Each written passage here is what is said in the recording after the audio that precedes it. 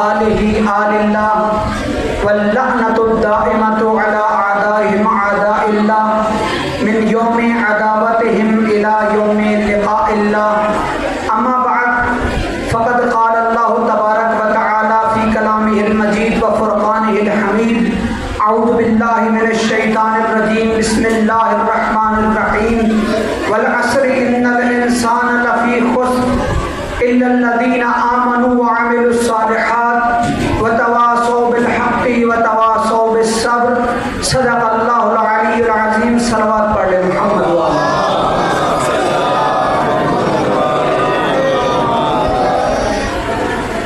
الحمدللہ. آپ کے سامنے محرم کے ان پاک مہینوں کے اندر قرآن حکیم کی ایک بہت عظیم سورہ کی تلاوت کا شرف حاصل کیا اور کچھ نہ کچھ اس کی تفسیر بیان کی اہل بیت علیہ السلام کے فرامین کے مطابق.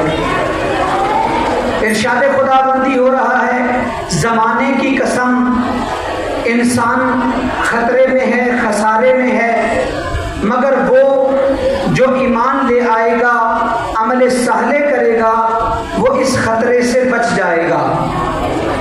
ایمان کی وضاحت آپ کے سامنے کل بیان کی کہ ایمان فقط زبانی نہیں ہے بلکہ کردار سے اس کا انجام دینا ایمان کہلاتا ہے. یہ بھی بیان کیا کہ خداوند متعال کا یہ لطف ہے کہ خدا نے ہمیں قرآن بھی دیا اور اس کی تفسیر کے لیے وارث قرآن بھی دیے. کیوں؟ کیونکہ قرآن نے بولنا نہیں ہے، آپ نے پڑھنا ہے، اس کی تفسیر آپ کو وارثان قرآن نے بتانی ہے. یہ وارثان قرآن کون ہیں؟ جن کی جگہ جگہ قرآن نے تعارف کروایا ہے. آیت مباہلہ جس کے اندر جب یہ نجرانی وہاں پر رہنے والے عیسائی انہوں نے رسول خدا صلی اللہ علیہ وسلم کے خط کا جواب نہیں دیا تو رسول خدا نے دوبارہ خط لکھا اور اسلام کی دعوت دی. اب انہوں نے کیا کیا؟ کہا جیسے بعض ہوتے ہیں حکمران، بعض ہوتے ہیں بادشاہ، وہ لوگوں کو خط لکھ دیتے ہیں، ہم اپنے جاہ و جمال کے ساتھ اپنے پوری ثروت کو استعمال کر کے، دولت کو استعمال کر کے ایک وفد اس کی خدمت میں بھیجتے ہیں، دیکھتے ہیں کہ یہ کیا کرتے ہیں. اپنا ایک وفد انہوں نے بھیجا. اب یہ وفد جب پہنچا مدینے کے اندر، اس وفد کی حالت کیا ہے؟ انہوں نے کپڑے پہنے ہوئے تھے، بھڑکیلے کپڑے جن کے اوپر سونے کا کام کیا ہوا تھا، ان کے ہاتھوں میں ہیرے اور جواہرات تھے، ان کے گلے کے اندر طرح طرح کے سنگ تھے، قیمتی پتھر تھے، موتی تھے. اب جب یہ بارگاہ رسالت میں آئے، بارگاہ رسالت نے ان سے منہ موڑ لیا. اب یہ دوبارہ دوسری طرف سے آئے کہ شاید رسول خدا نے کوئی کام ہو، ادھر منہ پھیرا ہو. جب یہ دوبارہ آئے رسول خدا نے دوبارہ ان کی طرف سے منہ پھیر لیا. اب یہ مایوس ہوئے، مایوس ہو کر مسجد سے باہر آئے، آ کر صحابیوں سے پوچھنے لگے کہ کیا وجہ ہے کہ آپ کا رسول، آپ کا نبی ہماری طرف توجہ نہیں کر رہا. ان صحابیوں نے کہا کہ ہمیں اس کا علم نہیں ہے، اس بات کا سننا تھا کہ سلمان فارسی کی باتیں سن رہے تھے. قریب آئے اور آ کر ان نجرانی عیسائیوں کا ہاتھ پکڑا اور لے کر آ گئے باب مدینہ العلم کے در پر. کہا تمہارا جواب یہاں سے ملے گا. جب مولا باہر آئے، ان کے کپڑوں پر نظر ڈالی تو اس وقت کہا کون ہو؟ کہا نجرانی ہیں، عیسائی، رسول خدا سے ملنے آئے ہیں. کہا تم جھوٹ بول رہے ہو، تم جھوٹ بول رہے ہو. کیوں؟ کیونکہ عیسائی جو بڑے بڑے ان کے راہب ہوتے ہیں، جو بڑے ان کے زاہد ہوتے ہیں، وہ اس طرح کے بھڑکیلے کپڑے نہیں پہنتے. جاؤ دوبارہ لباس عوض کر کے آؤ، لباس تبدیل کر کے آؤ، پھر بارگاہ رسالت میں آؤ، تمہیں رسالت قبول کرے گی. اب جب یہ گئے ہیں، لباس تبدیل کر کے دوبارہ آئے ہیں نا، تو بارگاہ رسالت نے اٹھ کر ان کا استقبال کیا ہے. آ کر بٹھایا، بٹھا کر وہی میں مختصر کروں گا کہ وہی مناظرہ ہوا انہوں نے اپنی دلیلیں دی، عیسیٰ اللہ کا بیٹا ہے، تو اس وقت رسول خدا نے اپنے دلائل دیے۔ جب دلیلیں بڑھی انہوں نے کہا کہ عیسیٰ اللہ کا بیٹا ہے، کیونکہ عیسیٰ کا باپ نہیں، تو رسول خدا نے فرمایا اگر عیسیٰ کا باپ نہ ہونا اللہ کے بیٹے ہونے کی دلیل ہے تو آدم کے تو نہ ماں باپ تھا نہ باپ تھا۔ اس وقت انہوں نے پھر اپنی طرف سے ہٹ درمی دکھائی، بات قبول نہیں کی، تو ارشاد خدا بندی ہوا اے رسول ان کو مباہلے کی دعوت کرو۔ کیوں؟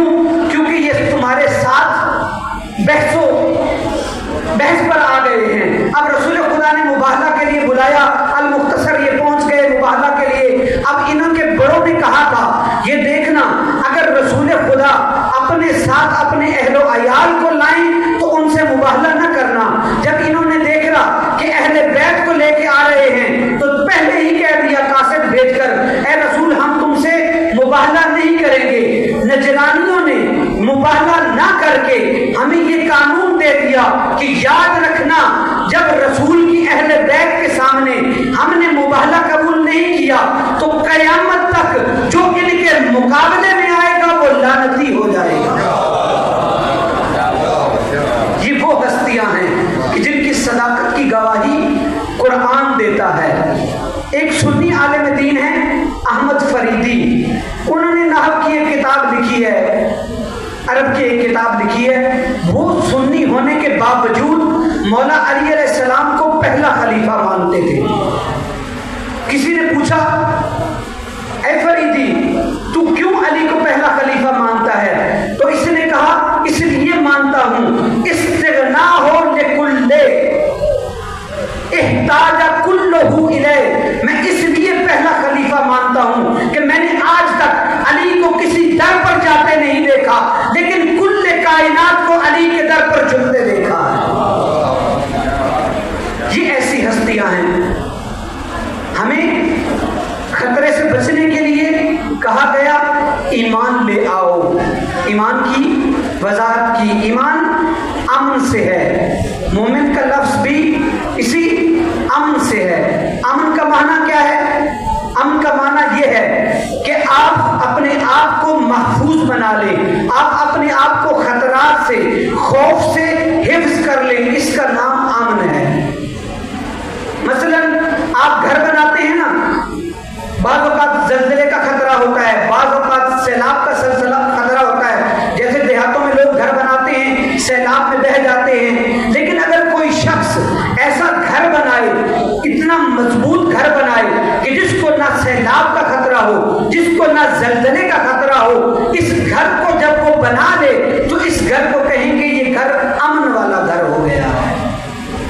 ایمان بھی یہی ہے کہ جب ایک مومن اپنے آپ کو اس درجے پر پہنچا دے کہ اب اسے کسی چیز کا خوف نہ ہو، یہ اپنے آپ کو ہر چیز سے محفوظ کر لے، اس وقت یہ مومن ہو جائے گا۔ کس سے محفوظ ہو؟ ہر طرح کے گناہ سے محفوظ ہو جائے، ہر طرح کی بہرا روی سے محفوظ ہو جائے، جھوٹ سے محفوظ ہو جائے، غیبت سے محفوظ ہو جائے، دھوکہ دہی سے محفوظ ہو جائے۔ جب یہ ان سب چیزوں سے محفوظ ہو جائے تو یہ مومن کہلائے گا۔ اس وقت یہ مومن کہلائے گا۔ مومن میں نے بتایا تھا، صفات بیان کی امام صادق علیہ السلام نے مومن کی کہ انسان مومن تک کب پہنچتا ہے؟ جب وہ اپنے آپ کے اندر یہ صفات پیدا کر لی جائیں۔ اب میں آتا ہوں اپنے مقصد کی طرف۔ اللہ نے کچھ مہینے ایسے رکھے ہیں جو انسان کو مومن بنانے کے لیے ہے۔ ان میں سے ایک مہینہ محرم کا مہینہ بھی ہے۔ محرم کا مہینہ، رمضان کا مہینہ، رجب کا مہینہ، شعبان کا مہینہ۔ میں رمضان کے مہینے کی مثال دیتا ہوں آپ کو۔ آپ رمضان میں کیا کرتے ہیں؟ روزہ رکھتے ہیں۔ روزہ رکھنے کا مقصد کیا ہے؟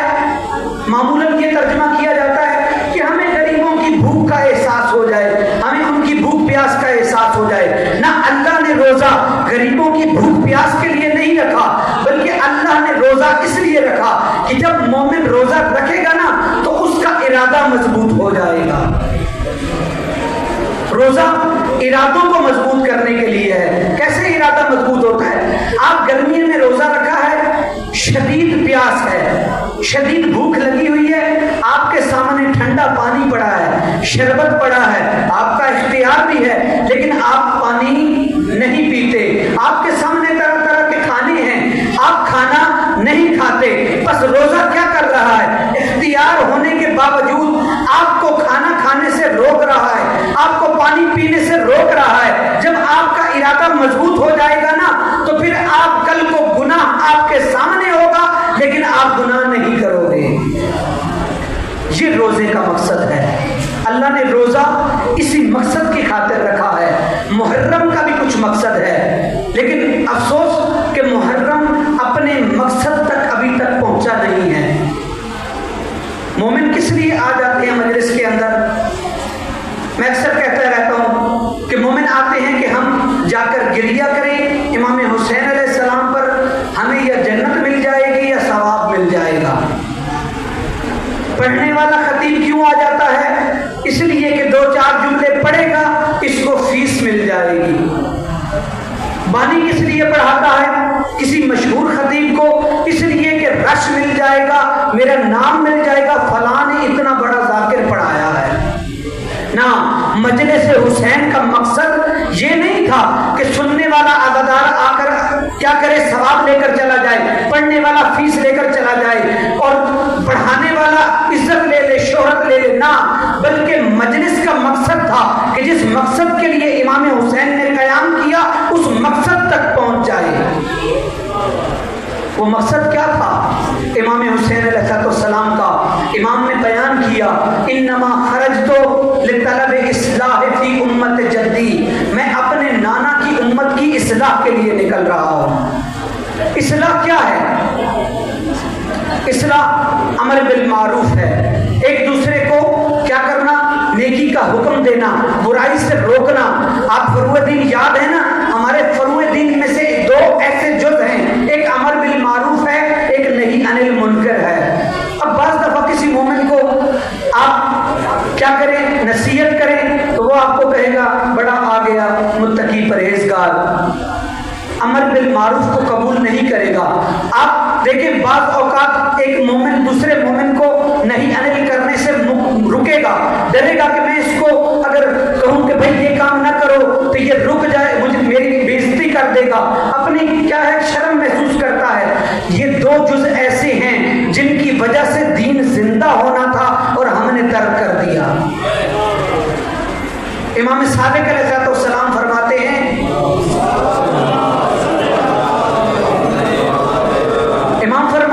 ہمارے ماننے والے سب ایک کشتی کے سوار ہیں۔ اب یہ نہیں ہو سکتا کہ اپنی اپنی سیٹ پر بیٹھ کر تمہارے ساتھ والا کشتی میں سوراخ کر رہا ہو تو تم کہو بھائی مجھے کیا، اس سے سوراخ کرتا ہے تو کرتا رہے، اپنی سیٹ کے نیچے سوراخ کر رہا ہے۔ امام نے کہا نہ، اگر تم نے اس کو نہ روکا تو یہ پوری کشتی غرق ہو جائے گی۔ اسی کا نام امر بالمعروف اور نہی عن المنکر ہے کہ برائیوں سے روکنا اور نیکی کا حکم دینا۔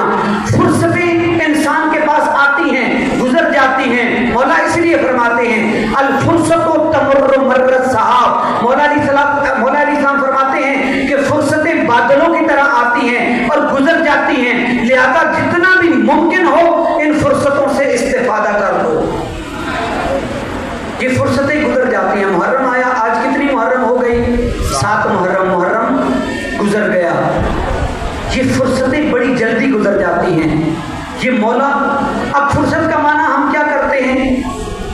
معمولاً فرصت کا معنی اردو میں کرتے ہیں فارغ وقت، نہ، فرصت کا معنی فارغ وقت نہیں ہے، بلکہ فرصت کا معنی یہ ہے، مولا فرماتے ہیں فرصت وہ وقت ہے جب انسان کے لیے کامیابی کے سارے وسائل مہیا ہو جائیں، اگر وہ حرکت کرے تو کامیاب ہو جائے۔ میں مثال دیتا ہوں، ایک کسان ہے، اس نے گندم کا بیج بونا ہے۔ اب کون سا وقت فرصت کا وقت ہے؟ گندم کا مخصوص وقت، جس وقت گندم کے کاشت کرنے کا موسم ہو۔ اب اس کے پاس گندم کا بیج بھی ہے، زرخیز زمین بھی ہے، کھاد بھی ہے، پانی بھی ہے، سب کچھ اس کے پاس میسر ہے۔ اب اگر یہ گندم کا بیج زمین میں بو دے فرصت ہے. ان فرصتوں سے استفادہ کریں, ان مجلسوں سے استفادہ کریں. ایسا نہ ہو کہ یہ فرصتیں گزر جائیں اور ہم جو مجلسوں سے پہلے تھے مجلسوں کے گزرنے کے بعد بھی ویسے رہ جائیں. نہ, ان فرصتوں سے استفادہ کریں. یہ کیسے رہبر ملے ہیں کہ جن رہبروں نے ہمیں جگہ جگہ پر بتایا کہ تم نے کس طرح عمل کرنا ہے. مولا علی علیہ السلام کی ذات وہ ذات ہے کہ جن کے لیے, جن کو راضی کرنے کے لیے بہت زیادہ روایات کے اندر تاکید کی گئی ہے. کس طرح راضی کرے مولا کو؟ میں ایک روایت بیان کر کے اپنی گفتگو کو ختم کروں گا. جب جنگ خیبر ختم ہوئی نا تو رسول خدا اپنے لشکر کے ساتھ واپس آ رہے تھے. رستے میں ایک یہودی خاتون, اس نے کیا کیا, رسول خدا کے لیے ایک بکرا ذبح کیا اور اس کی ران کو رسول خدا کے لیے ڈھونڈ کر لے آئی اور کہا کہ یا رسول اللہ, مجھے پتا چلا ہے کہ آپ کو ران بہت پسند ہے, لہذا میں آپ کے لیے لے آئی ہوں. اس نے جب ران لا کے رکھی نا, سب صحابہ بیٹھ گئے, مولا بھی بیٹھ گئے, باقی صحابہ بھی بیٹھ گئے, رسول خدا بھی بیٹھ گئے. اب ایک صحابی کا نام ہے برا, بشر ابن برا. اس نے کیا کیا, ہاتھ بڑھا کر گوشت کا ٹکڑا توڑ کے منہ میں ڈال لیا اور کھا لیا. پاس مولا بیٹھے تھے, کہا برا تیرا حق نہیں بنتا تھا, جب تک رسول خدا نے شروع نہیں کیا تو شروع کر دے. کہنے لگا یا علی, آپ مجھے رسول خدا کو بخیل سمجھتے ہیں, آپ رسول خدا کو بخیل سمجھتے ہیں کہ میرا اتنا ٹکڑا کھانے پہ وہ ناراض ہو جائیں گے. مولا نے کہا نا برا, بات یہ نہیں ہے, ادب کا تقاضا یہ ہے کہ رسول سے پہلے کھائیں نا. اب یہ بھی بات یاد رکھ کہ اگر رسول خدا پہلے کھاتے اور ہم بعد میں کھاتے تو اس کھانے کے ذمہ دار رسول خدا تھے.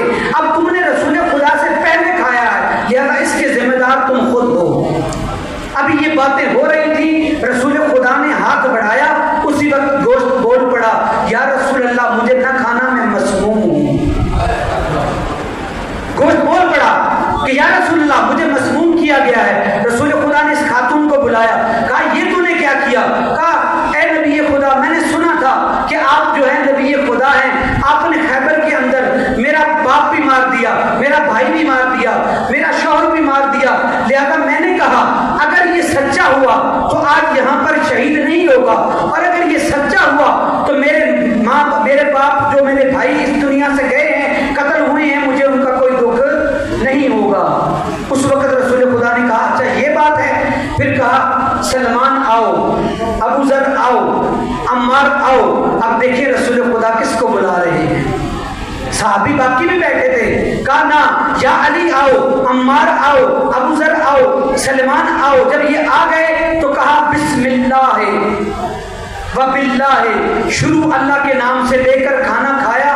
3 دن گزر گئے, کچھ بھی نہیں ہوا. اب خاتون کو بلایا اور کہا دیکھ خاتون مسلمان ہو گئی. اب اسی اثنا میں برات کیونکہ کھانا کھا چکے تھے وہ فوت ہو گئے. لوگ آ گئے, یا رسول اللہ برا فوت ہو گئے ہیں, جنازہ پڑھانا ہے, غسل و کفن دینا ہے. رسول خدا نے کہا کہ میں برا کا جنازہ نہیں پڑھاؤں گا. کہا یا رسول اللہ کیوں؟ کہا کہ وہ جو اس نے مولا علی علیہ السلام سے مذاق کیا ہے نا, اس مذاق کی وجہ سے میں اس کا جنازہ نہیں پڑھاؤں گا. کہا یا رسول اللہ برا نے مذاق کیا ہے. کہا مذاق کیا ہے تو کہہ رہا ہوں, اگر سنجیدہ کہتا, اگر جان بوجھ کر کہتا تو برا کے سارے اعمال ضبط ہو جاتے.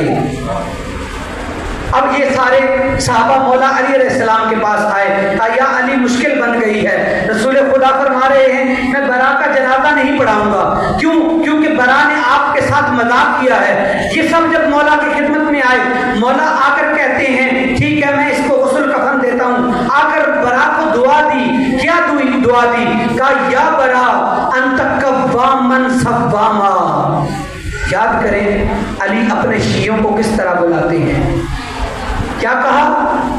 یا برا انت قوامن صواما, اے برا تو بہت زیادہ نمازیں پڑھنے والا تھا, تو بہت زیادہ روزے رکھنے والا تھا. بس یہ صفات ہیں کہ جن کو بیان کر رہے ہیں مولا علی کہ میرے ماننے والے بہت زیادہ نمازیں پڑھتے ہیں, میرے ماننے والے بہت زیادہ روزے رکھتے ہیں. غسل و کفن ہو گیا, آ گئے رسول خدا کے پاس, آ کر کہنے لگے یا رسول اللہ اب تو علی نے بھی معاف کر دیا ہے. تو اس وقت رسول خدا نے فرمایا اگر علی نے معاف کر دیا ہے دعا کر دی ہے، اب برا میرے جنازے کا محتاج نہیں رہ گیا۔